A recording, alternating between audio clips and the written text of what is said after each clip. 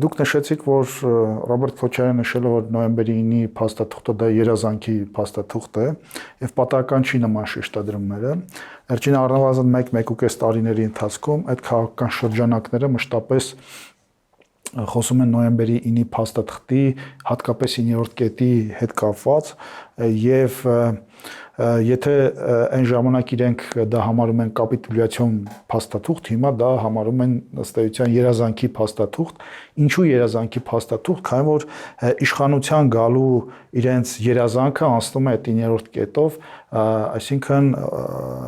թուրք-ադրբեջանական տանդեմին միջանց տրամադրելու, իհարկե դա ձևակերպվում է որպես Ռուսաստանի նաև, բայց այնուամենայնիվ այդ միջանցքը լինելու է առնվազն եռակողմ Ռուսաստան, Թուրքիա, Ադրբեջան եւ իրանք ապրում են այդ երազանքով, այսինքն միգուցե արդեն իսկ խոստումներ են տվել, որ եթե իրենք գան իշխանության, ապա կասեցնելու են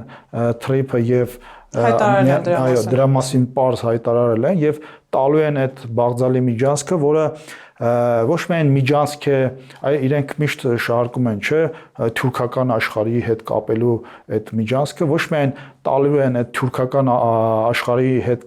թուրքական աշխարհը միմյանց հետ կապելու միջանցքը, այլ դա նաև միջանցք է դեպի իրենց իշխանություն եւ ես համոզմունք ունեմ, որ իրենք համապատասխան վայրերում այդ խոստումները արդեն տվել